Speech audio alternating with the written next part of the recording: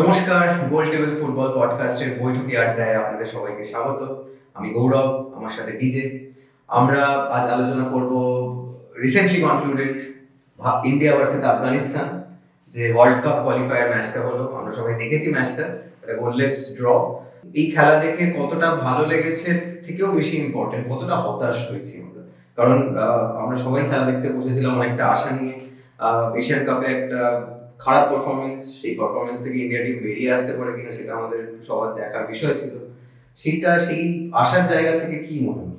হ্যাঁ, মানে রাত ৩টে অব্দি জেগে যদি এরকম খেলা দেখতে হয় তাহলে সমস্যা আছে। দেখো, রাত ৩টে অব্দি জেগে থাকাটা কিন্তু সমস্যা নয়, কারণ যারা ভারতীয় ফুটবলকে ফলো করছে তাদের মধ্যে ৯০% ইউরোপিয়ান ফুটবল দেখে বড় হচ্ছে। সমস্যা হচ্ছে এই পারফরমেন্স যদি কোরিয়া জাপানের এগেনস্টে হতো তাহলেও আমি একটা কথাও বলতাম না। এমন একটা টিম যাদের প্রথম টিমের কোনো প্লেয়ারই প্রায় আসেনি বিভিন্ন রাজনৈতিক কারণে, আফগানিস্তান যাদের র্যাঙ্ক ১৫০-এরও পেছনে, তাদের সঙ্গে যদি এরকম ফুটবল দেখি আমরা, তাহলে কিন্তু যে প্রবলেমটা হবে, আমরা বলে আসছি কয়েক বছর ধরে যে ভারতীয় ফুটবলের সমর্থকরা এগিয়ে আসছে না।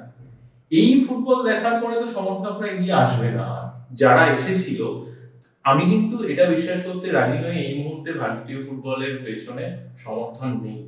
আমরা যদি আজকেও পিক্সেল স্পোর্টসের কথা তুমি যদি ধরো, আজকে যদি আমরা ইন্ডিয়ান ফুটবলের কোনো পোস্ট দিই, তাতে ১০ গুণ বেশি এনগেজমেন্ট হয়। কিন্তু এরকম ফুটবল যদি আমরা খেলতে থাকি সমানে, তাহলে যারা নতুন সমর্থক এসেছে তাদেরকে তুমি রোজ এরকম ভাবে হাত জোর করে বলতে পারো না কি জন্য আসবে, রিটার্নে কি পাচ্ছে। এই ভারতীয় ফুটবল টিম থেকে তারা ১২৭ দিন কোনো গোল দেখতে পায়নি, 127 ডেজ।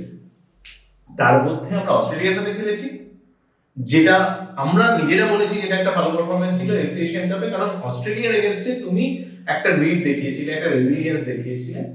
তারপরে থেকে পারফরমেন্স একদমই খারাপ। উজবেকিস্তানের সঙ্গে আমরা দেখেছি পারফরমেন্স প্রচন্ড, মানে অনেক বল পজিশন রেখেও আমরা বাজে খেলেছি, কোনো চান্স ক্রিয়েট করতে পারিনি, যে চান্সগুলো ক্রিয়েট করেছি কনভার্ট করতে পারিনি। সিরিয়ার এগেনস্টে যাদেরকে আমাদের খাতায় কলমে মনে হয়েছিল এমন একটা টিম যারা আমাদের সমকক্ষ, তাদের এগেনস্টেও আমরা ফুটবল দেখেছি বাজে। এএফসি এশিয়ান কাপের পারফরমেন্স তুমি যদি দেখো, এএফসি এশিয়ান কাপের ইন্ডিয়ার মতো এত বড় দেশে ওরকম বাজে পারফরমেন্সের পরে, বাজে পারফরমেন্স যেখানে তাজিকিস্তানের মতো টিম কোয়ালিফাই করে যাচ্ছে, যেখানে আমরা দেখছি সিরিয়ার মতো টিম কোয়ালিফাই করছে, এরপরে কিন্তু মালয়েশিয়া ভিয়েতনামের মতো টিমরাও ভালো। হ্যাঁ, আর এরপরে আমরা কোনো চেঞ্জ দেখলাম না। চেঞ্জ করে খুব ভালো রেজাল্ট আসবে না, ফলে যে সিস্টেমটা, সেই সিস্টেমটাকে বিলিফটাকে এগিয়ে যাওয়া কিন্তু কতদিন। এবার সেখানে আমরা যেখানে ভারতীয় ফুটবলের ফ্যানদের আসার কথা, তাদের খেলা দেখার কথা যখন তুমি বললি, আমার মনে পড়ে সুনীল ছেত্রী হাত জোর করে ফুটবল ফ্যানদের খেলা দেখতে আসতে অনুরোধ করেছিলেন।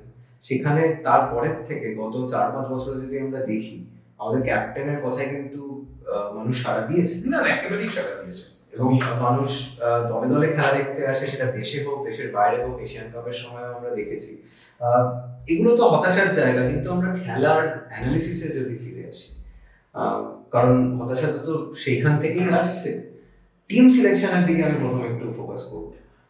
টিম সিলেকশন নিয়ে কি বলবে? কারণ আমরা বলেছিলাম জিকসন সিং এর খেলার কথা, আমরা বলেছিলাম বিক্রম প্রতাপ সিং এর খেলার কথা, কিন্তু আমরা দেখলাম বিক্রম প্রতাপ সিং সেন্টার ফরওয়ার্ড খেললো সুনীল ছেত্রীর জায়গায়। তাহলে সুনীল ছেত্রী কোথায় খেললেন? কারণ সুনীল ছেত্রী ৯০ মিনিট মাঠে ছিলেন। জিকসন সিং তিনি কি এফেক্টিভ হলেন? টিমের সিলেকশন কি ছিল আর খেলার স্ট্র্যাটেজিটা কি ছিল? গোটা ব্যাপারটা রেসপন্সিবিলিটি কার? অবশ্যই কোচের।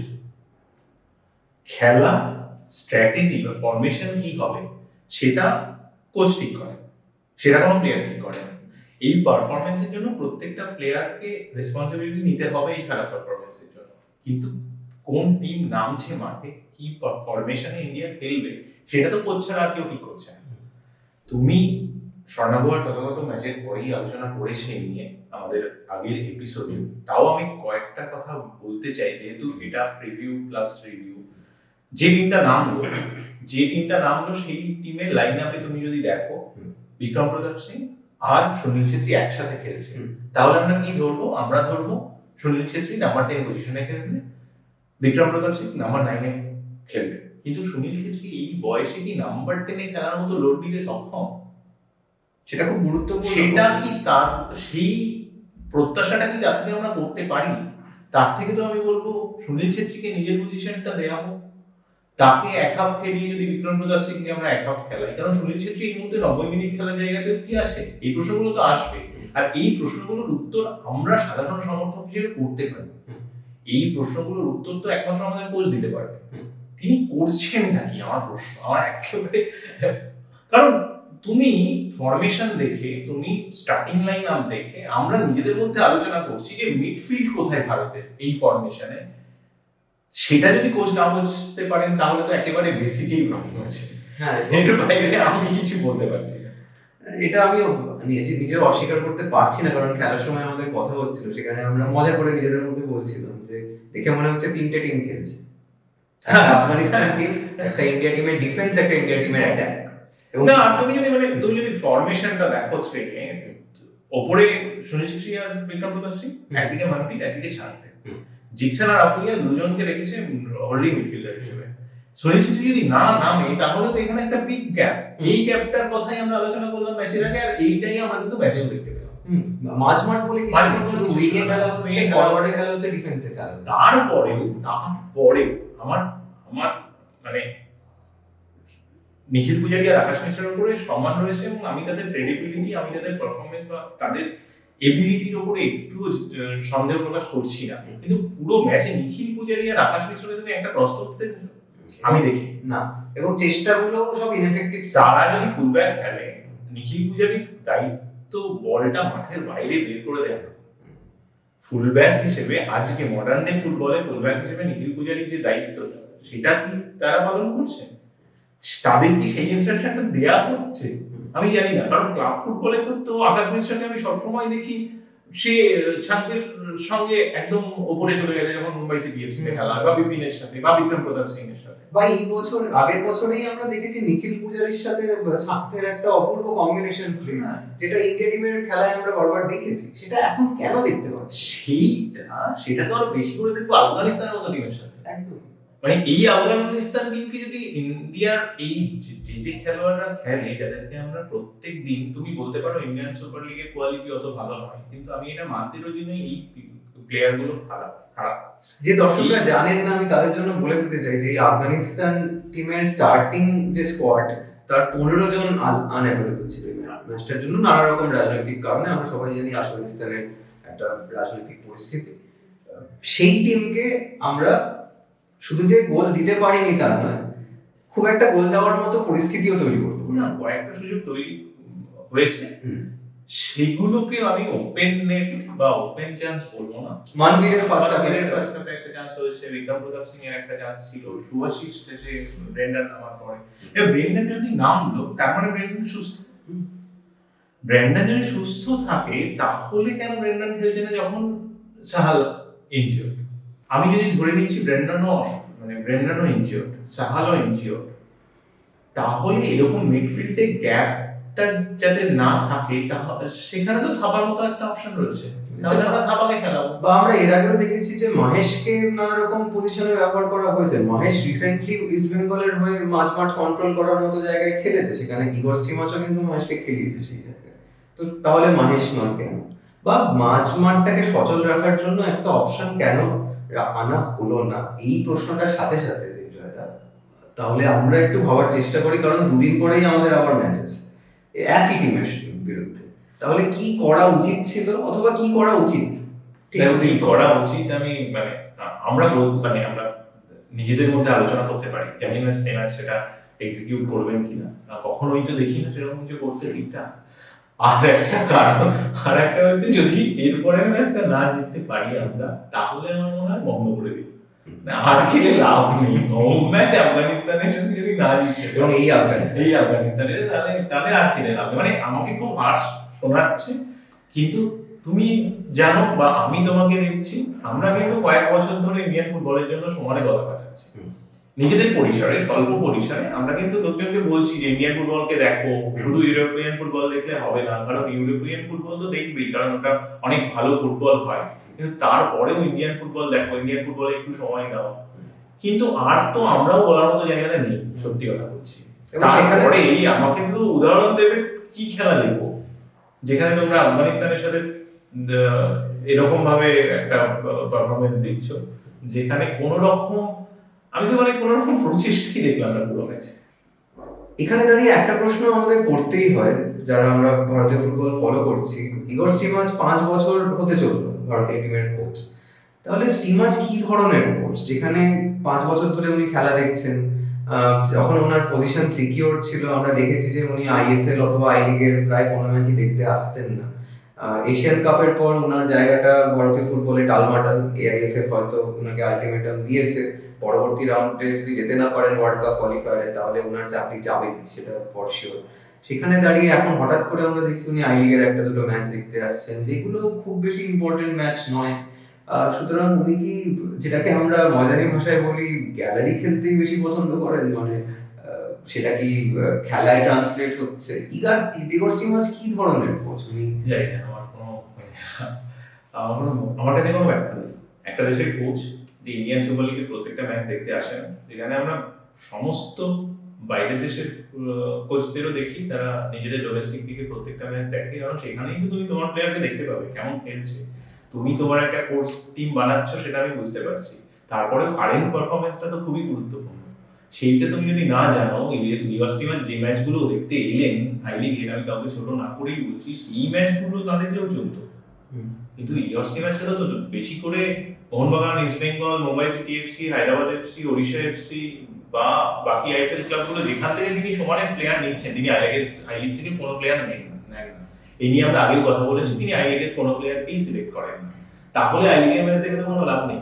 আই লিগের ম্যাচও দেখা উচিত তার, কারণ তিনি জানছেনই না লাল রিংজওয়ালার মতো প্লেয়ার কিরকম পারফর্ম করছে বা ডেভিডের মতো প্লেয়াররা কিরকম খেলছে আই লিগে, তার কোনো আইডিয়াই নেই। তাই জন্য আরো বেশি করে দেখা উচিত। তার সঙ্গে আইএসএল এর সব ম্যাচ দেখা উচিত, তবে গিয়ে তিনি প্লেয়ারগুলোকে চিনবেন। আমার তো মনে হয় ইগর স্টিমাচ ভারতীয় ফুটবলের সব প্লেয়ারকে চেনেনি। তাহলে উনি কি ভারতীয় ফুটবলের সিলেকশনটা সোশ্যাল মিডিয়া থেকে করছেন? কারণ আমরা দেখছি, আমি জানি না তিনি কে ওকে চিরকুট দেয়, কে ওকে প্রোভাইড করে ইংলিশ আমি জানি না, কিন্তু আমার কাছে না সত্যি কোনো ব্যাখ্যা নেই ইগর স্টিমাচ কি করতে চাইছেন। ভারতীয় ফুটবল কোচ, তিনি ভারতে থাকবেন, তিনি ভারতীয় ফুটবল সিস্টেমের পার্ট হিসেবে থাকবেন, তিনি ভারতীয় ফুটবলকে সময় দেবেন। এরকম নয় শুধু আমি যখন আমাদের ন্যাশনাল ক্যাম্প হচ্ছে তখন তিনি আসবেন, তারপরে ফুটবলারদের সঙ্গে সময় দেবেন, টুর্নামেন্ট শেষ হয়ে যাওয়ার পর বাড়ি চলে যাবেন। এটা হতে পারে না, এটা একটা full time job. Full time job করছেন কোথায় তিনি? এবং সেটার রিফ্লেকশন আমরা খেলায় দেখতে পাচ্ছি। আমাদের এই যে ফ্রাস্ট্রেশন, আমরা নানা রকম বড় কথা বলছি, আমরা প্রধানত একটা ফ্যানের পার্সপেক্টিভ থেকে বলছি। আমরা বুঝতেই পারছি দেবজয়দার কথা শুনে, আমি নিজেও অত্যন্ত ফ্রাস্ট্রেটেড সেদিন রাতের খেলা দেখে। এবং আমরা খুবই ভয়ে আছি যে এরপরেও এই খেলাটাই কন্টিনিউ হবে, কারণ বিক্রম প্রতাপ সিং যেই একটা হ্যাট্রিক করলেন, তাকে ফাস্ট ট্র্যাক করে ইন্ডিয়া টিমে ঢুকিয়ে ডেবিউ করিয়ে সুনীল ছেত্রীর জায়গায় খেলিয়ে দেওয়া হচ্ছে। মনভীর সিং যে একটা ম্যাচে আইএসএল এ 3খানা অ্যাসিস্ট করেন, তাকে ক্লুলেস মনে হচ্ছে মাঠে দেখে। শান্তেকে দেখে, শান্তের মতো প্লেয়ার যে এই মুহূর্তে ইন্ডিয়ার ওয়ান অফ দ্য বেস্ট, তাকে দেখে বোঝা যাচ্ছে যে ক্লুলেস, সে জানে না কি করতে চায়। এই প্রবলেমগুলো স্টিমাচ কিভাবে এটা সলিউশন বের করতে চাইছেন আমরা সত্যিই বুঝতে পারছি না। সেটা বোঝার জন্য আমরা আফগানিস্তানের সাথে পরবর্তী ম্যাচ সেটা আবার দেখবো। দেখতে কি মনে হচ্ছে, ভারত ইন্ডিয়া কি পরের রাউন্ডে যেতে পারবে? এখনো সুযোগ রয়েছে, এই পরের ম্যাচে জিততেই হবে, তারপরে কুয়েতে হোম ম্যাচ কলকাতাতেই হবে জুন মাসে, সেটা হয়তো ডিসাইড করবে। সবাই ধরে নিয়েছিল আফগানিস্তানের সঙ্গে এই দুটো ম্যাচ পরপর ইন্ডিয়া জিতবে এবং তারা সিকিউর করবে নিজেদের স্পট পরের রাউন্ডে। সেটা এই মুহূর্তে টালমাটাল, কারণ আর তো ভরসা পাচ্ছি না বলতে যে পরের ম্যাচ আমরা আফগানিস্তানের সঙ্গে জিতবই কিনা। খুব বড় ব্যবধানে জিতলে সব থেকে বেশি খুশি আমি হব, তারপরে এখানে বসেই আমি প্রশংসা করবো, স্টিমাচেরও করবো যদি ভালো খেলা পাই, কারণ আমরা ভালো খেলা দেখতে চাই। আমরা চাই ইন্ডিয়ান ফুটবল টিম প্রচুর গোল করুক, আমরা কনভিনসিংলি জিতি আফগানিস্তানের সাথে, আমরা ভালো খেলি কুয়েতের মতো টিমের সাথে যারা একবার আমাদের মতন ফুটবল খেলে, আমরা কাতারের এগেইনস্টে দারুণ পারফর্ম করি, এগুলোই চাওয়া।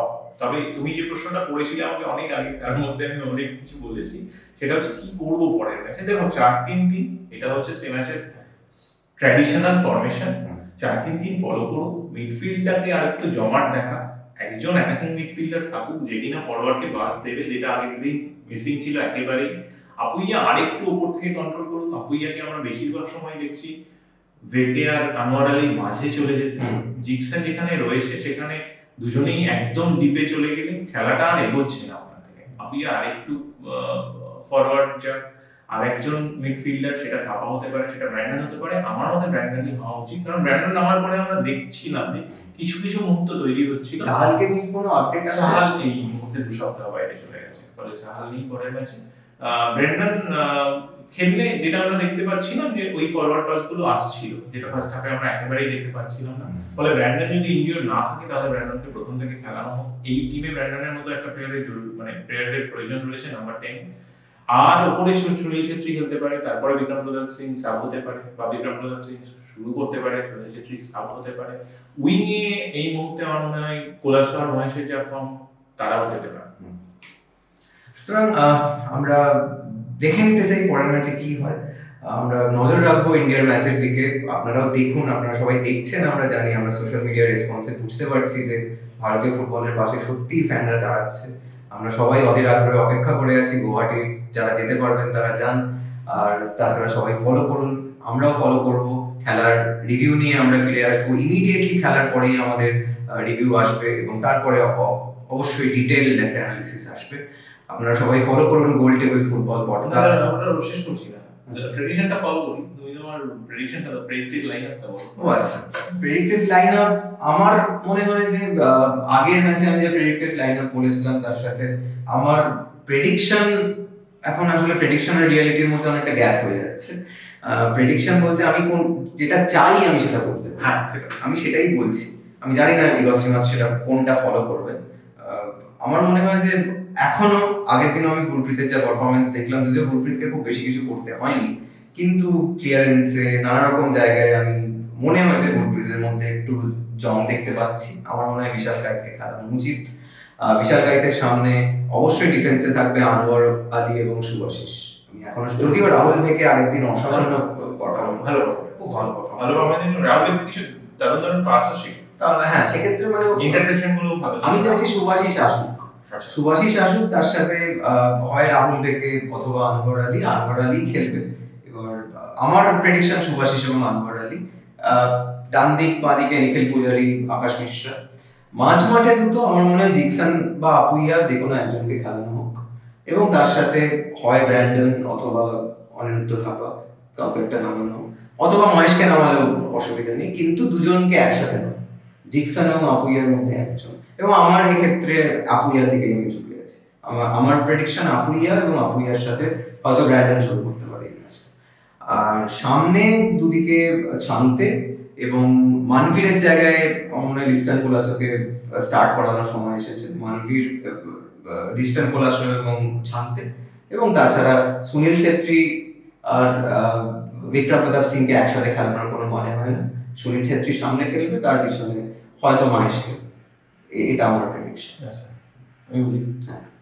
বিশাল কাইত গোলে থাকলে আরেকটা, মানে ওই আজকালকার দিনে যে মডার্ন ফুটবলে যেরকম আমরা গোলকিপার চাইছি সেরকম পেতে পারি। বিশাল কাইতকে গোলে দেখতে চাইবো। ডিফেন্সে ভেকে থাক, আনোয়ার আলী তো অটোমেটিক চয়েস। এই পাশে নিখিল পূজারি, আকাশ মিশ্রা দুজনে স্টার্ট করুক, কারণ আমার মনে হচ্ছে না সে ম্যাচ এখন জয় করতে হবে, এরকম ক্রুশিয়াল ম্যাচে জয় করতে হবে আমাকে খেলাবে। আকাশ মিশ্রার জায়গায় শুভাশিস খেলতে পারে লেফট ব্যাক। আমরা যেটা দেখছিলাম বারবার, আপুইয়াকে একদম ডিপে নেমে যেতে, শুভাশিস যদি লেফট ব্যাকে খেলে আমার মনে হয় সেইটা হবে, সেই জায়গাটা শুভাশিস খেলতে পারে। সেটা মিডে জিকসন, আপুইয়া, ব্র্যান্ডন, মহেশ, ছানতে আছে। আচ্ছা, জিকসন আপুইয়া একসাথে শুরু করুন, দেখা যাক এক্ষেত্রে ব্র্যান্ডন শুরু করে কিনা, কি ফরমেশনে যায় ইগস্টিমাস। আমরা নজর রাখবো পরের ম্যাচটার দিকে। আপনারা জানেন যে ম্যাচের ঠিক পরেই আমাদের একটা ইমিডিয়েট রেসপন্স আসবে, এবং তারপরে ডিটেইলড অ্যানালিসিস। গোল টেবিল বৈঠকি আড্ডা আপনারা ফলো করুন। আমাদের সমস্ত সোশ্যাল মিডিয়া হ্যান্ডেলগুলোর লিঙ্ক আপনারা ডেসক্রিপশন সেকশনে পেয়ে যাবেন। লাইক, কমেন্ট, শেয়ার, সাবস্ক্রাইব সবকিছু করুন, আমাদের পাশে থাকুন, এবং সব থেকে জরুরি কথা, ভারতীয় ফুটবলের পাশে থাকুন। এখন